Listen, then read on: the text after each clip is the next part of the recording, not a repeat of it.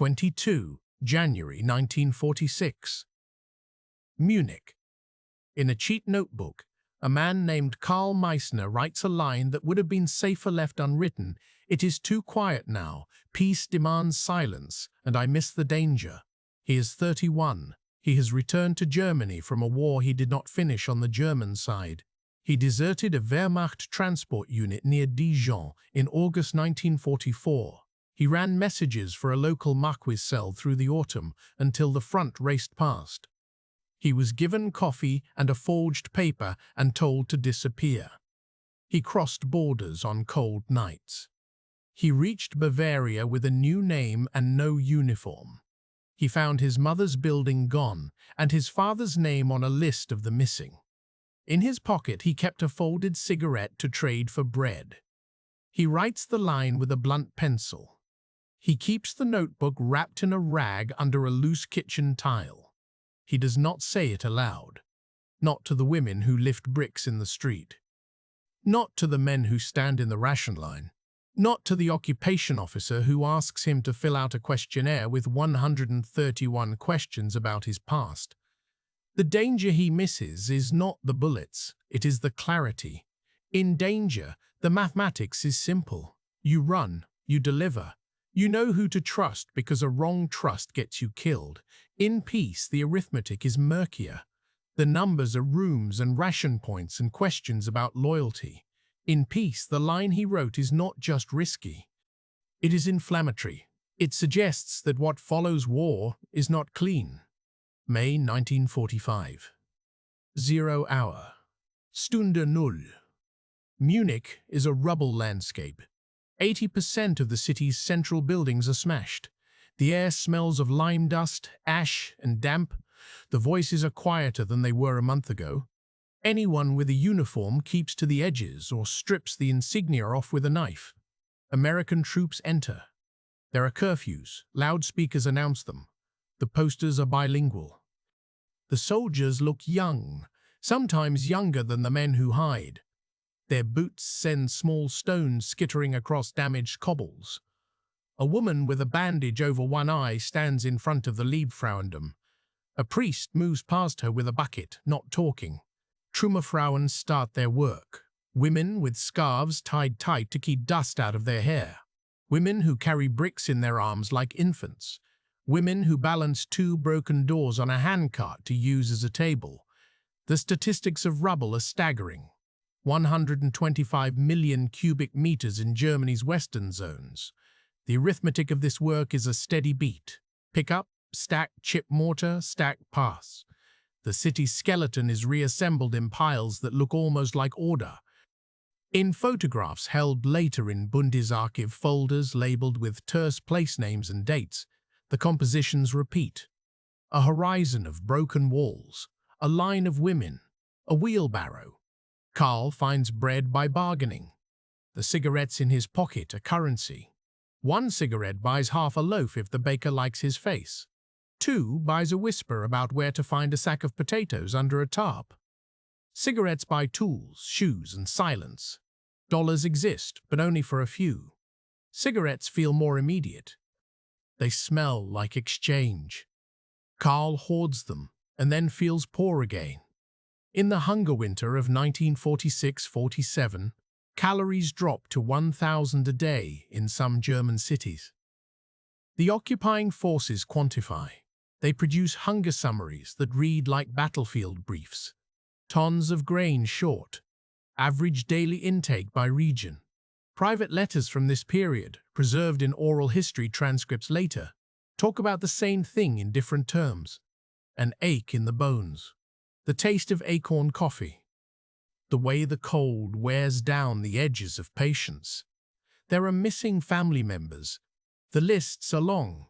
People who never returned from the Eastern Front. People who returned without legs or eyes. People who never came back from a camp whose name was whispered and then later not. Substitute mothers in apartments share sugar with people they call cousins with no documentation. A rumor runs down a street at dusk about a train that will arrive with news, with a person's name yelled out from an open carriage door. It does not arrive. Or it does, and the name is not on it. The psychosocial arithmetic of this is cumulative. The numbers become shapes. The shapes are empty chairs. Allied occupation forces enter and set curfews.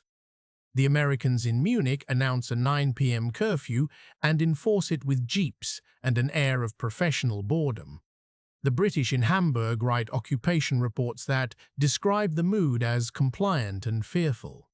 The French in Freiburg requisition villas and talk about reparations. The Soviet zone in the east develops a different pattern. Land reform. Party cadres. A new police. In all zones, the first months run on the maths of limited trust. To be outside after curfew risks arrests. To be inside risks neighborly observation. The occupation command forms know how to count. They count weapons turned in. They count arrests for looting.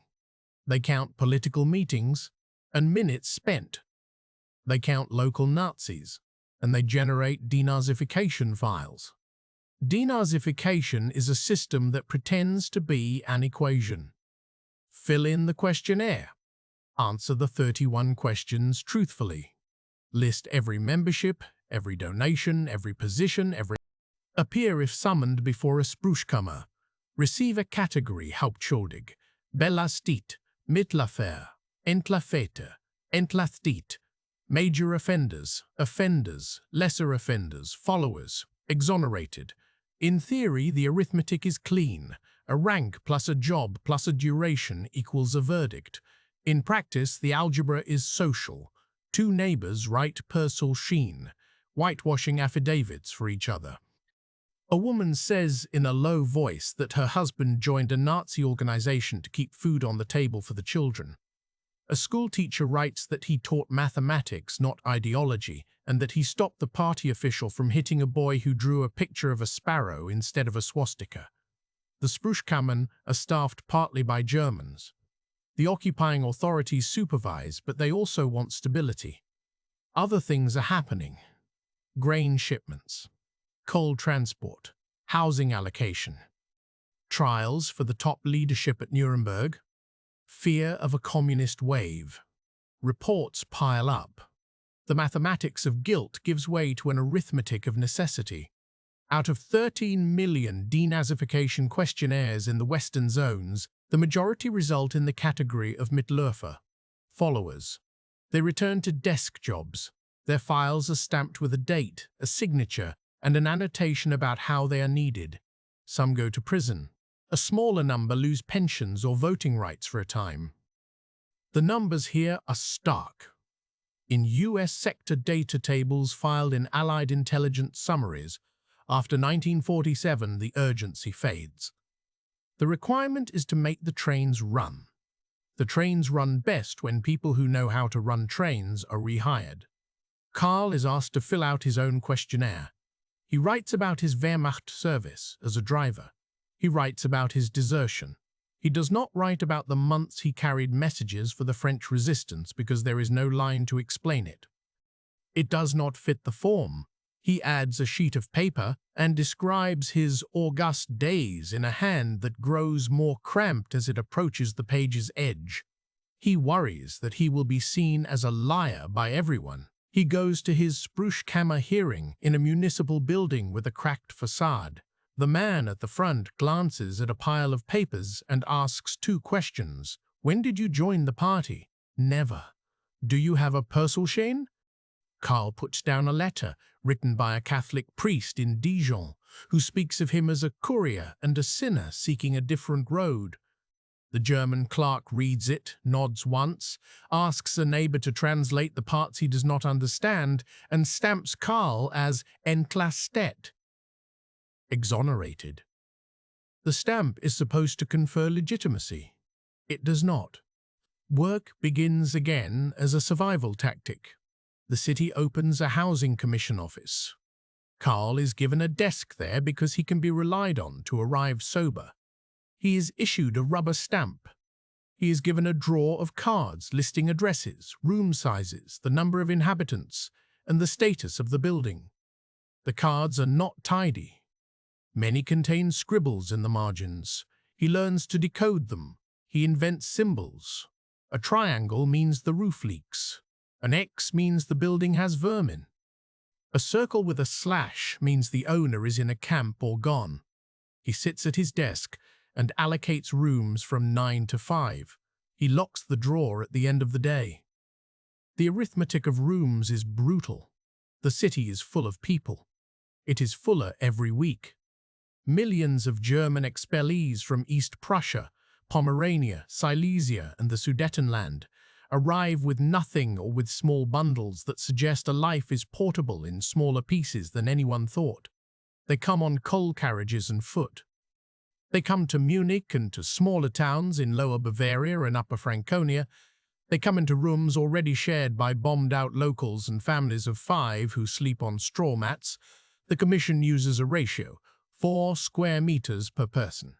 There is a formula for kitchen access. There is a policy on pets, unofficial but enforced by the women who control entry. The locals resent the newcomers. They call them newcomers. They call them names. Pomeranian, Sudeten, unclean. The newcomers resent the locals. They call them soft, heartless. They describe what they endured on the roads in January, and the locals refuse to picture it. The arithmetic of scarce rooms produces fights and resignations. It produces marriages made to consolidate space. It produces a black market in mattresses. Karl signs allocation papers and adds the note that 10 days later he will revisit to check compliance. He revisits.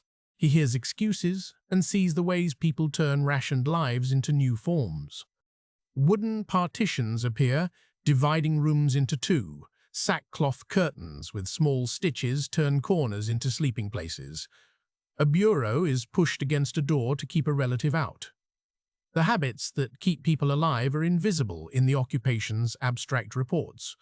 They show up in oral histories later. The voices are matter of fact. We burned furniture.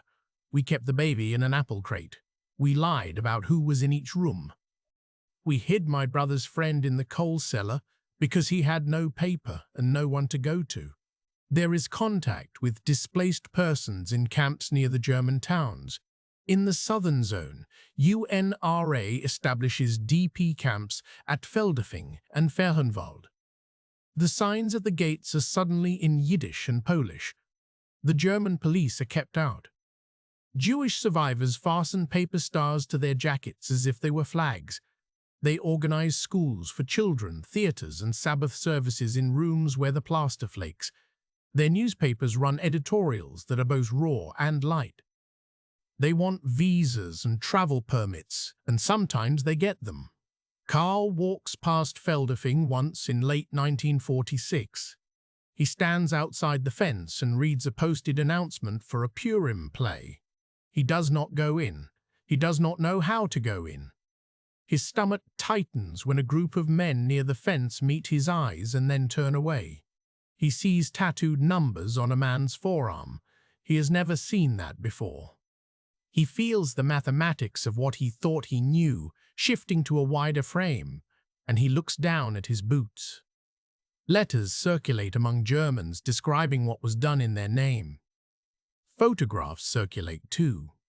Some are posted by the occupation authorities. Photographs of American GIs walking villagers through liberated camps. The villagers covering their faces with scarves as if the smell could be kept in the cloth. The Germans who saw these photographs process them into various categories. Some deny. Some accept and are broken. Some accept and compartmentalize. History becomes a set of boxes that must not touch. In testimony taken by the American military government and later found in Allied intelligence summaries, people say, "We did not know." Others say, "We knew something was wrong, but not the scale." Others say nothing. The mathematics of guilt is refined in conversations that feel like rehearsals. People practice the lines that will keep them out of trouble and then never stop using them. Ordinary people re-describe their pasts with small edits. The adjectives change. The verbs soften. Joined becomes conscripted. Approved becomes was present. A neighbor reminds Carl that he once refused to put a swastika flag in his window. Carl remembers the flag, but not a refusal. He says, maybe, and the neighbor says, it's good to have men like you around. People trade cigarettes. They trade for food and for coal and for shoes. There is a market in the Tiergarten in Berlin where the exchange rate is shouted as if it were the price of fish. There is a market near Munich's Viktualienmarkt where an American soldier pays for a carved wooden cow with a tin of peaches. Ration cards are counters in a board game where the rules shift every quarter. There are chips for bread, for fat, for meat, for clothing. The administrative language is dry. Points redeemed. Stamps misused. Counterfeits discovered. The social logic is gritty. A woman turns a ration card into a stew with an onion and a potato that would be, in a better economy, used to feed pigs. She calls it soup and calls herself lucky. The hunger winter hardens people into shapes. The winter comes again. The winter of 1946-47 is the worst. Rivers freeze. Coal trains stall. People break down park benches and feed them to stoves. Shop windows are opaque because the glass has been replaced with cardboard. Children do not learn their lessons because their fingers cannot hold pencils without gloves. The occupation reports count frostbite cases and note a rise in pneumonia. Statistics about food become pieces in a calculus of chaos. For a man who once carried messages in woods and over rail lines under darkness, the hunger months are less dramatic but more terrifying. Danger is random. Danger is embedded. Danger does not clarify anything. It dulls. There is no single enemy with a rifle. There is the cold, and there is the cold's ability to make people into animals.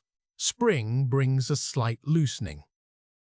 Care packages arrive in 1946, with butter, cocoa, and tinned meat that tastes like a surprise. A family opens a package and reads a note from an American church they do not know. They cry over the small bars of chocolate because it is proof that someone has hands to give. Marshall Plan shipments begin in 1948, but rebuilding begins earlier, grudgingly. The Americans create the B-zone, linking their zone to the British one. Economic policy becomes a field where experts test equations. An Allied Control Council decree can rearrange the parameters of a market. A new Director General can alter the way coal is allocated to steel, and in that decision is the number of plates a family can buy. The currency reform arrives on 20 June 1948. The numbers on the notes change. People are called into schools and offices, handed Deutsche Mark banknotes in exchange for Reichsmarks that become paper jokes. Old money sits in drawers that no longer open because the wood swells in summer heat. New money smells like dye and possibility. Prices adjust themselves in hours. Shop windows that were empty the day before suddenly hold shoes and sausages. The arithmetic of hoarding and spending resets. Historians will debate the scale and speed of the change, but for a woman walking past a butcher that day, the argument is small. She can buy meat. She buys meat. Carl transitions from room allocation to a post in a rebuilt machine workshop because paperwork stops his breath. He needs to touch metal. The factory belongs to a man who was once a party member. The man's Struschkammer file, says Mitläufer. He knows bearings. He hires foremen who know the rhythm of a lathe and the art of bringing broken things close enough to perfect. He gives Carl a job managing spares inventories because he is precise. Carl's old discipline applies. In a ledger, he records the diameter of each ring, the weight of each crate, the number of days from order to arrival. He finds satisfaction in schedules. He does not find peace. The Wirtschaftswunder is a phrase coined later. In the years between 1947 and 1950, it is not a miracle. It is a series of shipments and returns. American steel arrives in crates. German steel is smelted with coal, transported under Allied supervision. Trains run on lines repaired with timber and wire. Small machine shops compete for contracts and then consolidate into bigger firms.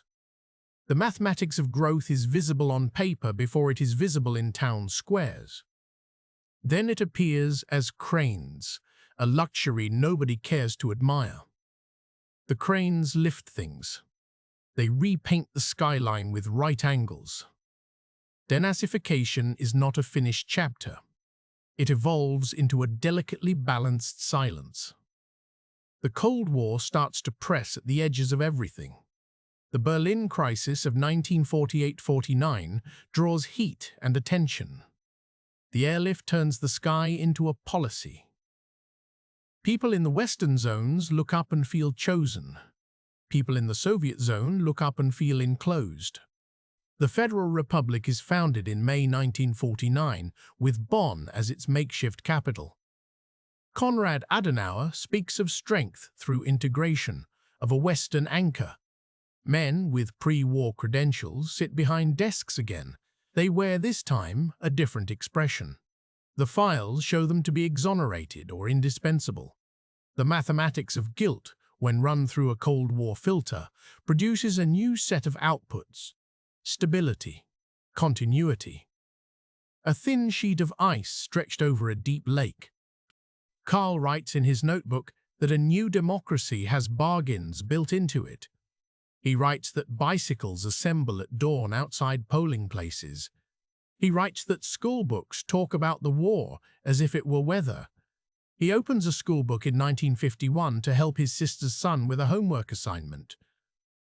The sections on 1933–1945 are slim and carefully worded. The focus is on foreign policy. The subheading is calamity. The sentence that mentions Jews is an oblique clause in a summary that moves quickly to aerial warfare and destruction. The last pages have photographs of ruins with captions that emphasize urban renewal. Public commemorations tilt toward bombing victims and expellees. The Tag der Heimat has marching bands and bright banners. Speeches dwell on the loss of Breslau and Königsberg. The arithmetic of grief is redistributed to avoid offending people who still work in City Hall. The displaced persons camps near Munich slowly empty.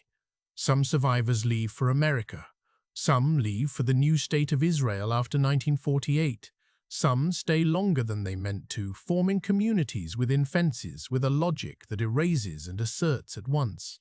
The camps for Polish and Ukrainian forced laborers become temporary homes with gardens.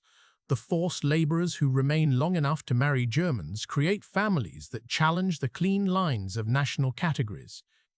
The U.S. Military Rights Occupation reports that note the decline in camp populations and the increase in small shops opened by immigrants in city centers. The reports note these facts with a cool tone. The tone does not evaluate, it describes. A man named Otto, who studied law and lived in a Sudetenland town before the war, arrives in Karl's office one afternoon in 1950. Otto carries 2 suitcases and a file folder labeled Anerkennung. He wants recognition as a Heimatvertriebener to qualify for housing assistance under the new federal regulations. The folder contains a certificate from a local committee. It contains affidavits from 3 men in his new neighborhood. 2 came from Saxony. 1 was born in Munich and resents the crowds. Karl looks at the folder and sees the mathematics of this case as if it were drawn on the wall. He is an administrator of a system that moves pain around like capital.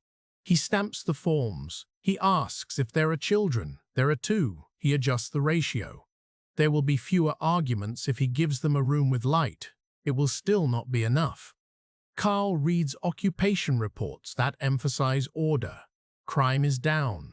Employment is up. Political conditions are stable. The SPD struggles to frame a new narrative. The CDU builds one around Christian values and economic growth. The Cold War jargon infiltrates daily life in small ways. A remark about someone being too left, an insinuation about loyalty. Meanwhile, men who once carried party cards talk about their soccer clubs again. Women who once gave the Nazi salute at children's festivals now knit for church fairs. Denazification files are put into boxes and stored. Bundesarchiv receives shipments of paper that smell like dust and oil. Archivists later will file them under categories that reflect bureaucratic habits with their own morale. By 1952, the Lassenausgleich, the equalization of burdens law, is enacted to redistribute wealth to those who lost property in the East. The arithmetic of this law is explicit. Those with assets pay taxes into a fund. Those with documented losses receive payments. The evaluations of loss and asset are subjective. The law demands a narrative of suffering formatted for an official context. People provide it. Some exaggerate. Many do not need to exaggerate. Karl reads the forms in the evenings as part of a new temporary assignment. He feels the odd sensation of handling grief like accounting. He totals columns. He checks signatures. He asks for additional proof. He hears his own pen scratch across paper and wonders what it would have sounded like in his hand in 1944, writing down an address on a strip of torn newspaper while he waited in a hedge for a signal to move. The arithmetic of memory itself becomes a discipline. There are 1,000 small edits and not enough large admissions. The larger admissions would implicate a neighbor or friend. An admission would make a child ask a question no father wants to answer. So the mathematics is recalibrated for harmony. A story told at supper about a bombing raid. A comment about the British. A silence about the other thing. A careful substitution of passive voice into moments that should be active. The sentences arrange themselves. The sentence, "We saw the smoke," becomes, "There was smoke." The sentence, "He screamed," becomes, "There were screams." The sentence, "I said nothing," stays behind the teeth like a foreign object. From time to time, Karl returns to his own line, written at the beginning. It sits in the notebook like a small bomb that never goes off. He reads his first page in 1946 and asks what it meant, and whether it still applies now. He thinks of the men he carried messages for, who were not Germans, who moved through danger with a different vocabulary. Their mathematics were different. They fought an occupier. They risked and were captured or shot. They had winners as well as ghosts. He, when he deserted, turned into someone who ran messages for the French because it felt like truth. Then he came home to a city where the truth was traded for coal. In an Allied intelligence summary from early 1949, a paragraph notes that denazification has functioned as a filter more than a test, and that local elites have proven resilient. The writing is precise. It is also resigned. The mathematics of governance includes the need for administrators who can process paper and speak to people in rooms where chairs wobble. Karl meets men who talk in the simple present. I sign. I assign. I calculate. He envies that grammar. It suggests that the world can be managed. The 1953 federal election returns Adenauer to office with a larger majority. The language of the campaign includes too many terms that sound like the future executed. Prosperity. Confidence. Europe. NATO is on the horizon. A new border cuts the country's map in a way that hardens within a few years into concrete and steel in the capital. But in the early 50s, it is still foxed lines on paper and watchtowers on sand. The arithmetic in the East is different, with quotas and socialist plans. Karl has a cousin in Leipzig who writes until 1952 and then stops. The letters had always been careful, their substance hidden between lines about weather and health. The halt forms a sentence of its own. In amnesty laws passed in West Germany in 1949 and 1954, The state reduces penalties for certain categories of offenders. The files describe the laws as adjustments, not absolutions. The mathematics that underwrites these laws is like a household budget under stress. Security costs more. Introspection is expensive and yields little return. The system decides where to allocate. It allocates to roads, factories, barracks. The state's language is that of capacity. The past eats capacity. For Carl, this is both comprehensible and unendurable. He watches the arms of the crane swing as if they were metronomes and breathes in time to them. He watches bus lines stabilize, bringing workers to the factory gates on mornings when fog hangs low. He develops rituals. He sharpens pencils at his desk on Monday mornings, counting to 5. He reorganizes bins in the storeroom based on a grid he designed on graph paper. He talks to a woman in the canteen who lost her husband in 1942 and did not receive his death certificate until 1950. And here's in the way she says the dates, the mathematical precision people adopt to defend themselves from feeling. He goes to a public commemoration in 1955 on the anniversary of the destruction of Munich. The speeches speak of rebuilding, of the will of the citizenry, of the stubbornness of a city that refuses to stay down. The candles flicker in windows as evening comes. Nobody speaking says the words that name what happened to the absent. They prefer a passive construction to make it easier on the throat. The city was destroyed. The city was rebuilt. Listening, Carl thinks about the grammar of obfuscation. He thinks about his past carrying messages that had to be delivered to the right person at the right time or the whole logic collapsed.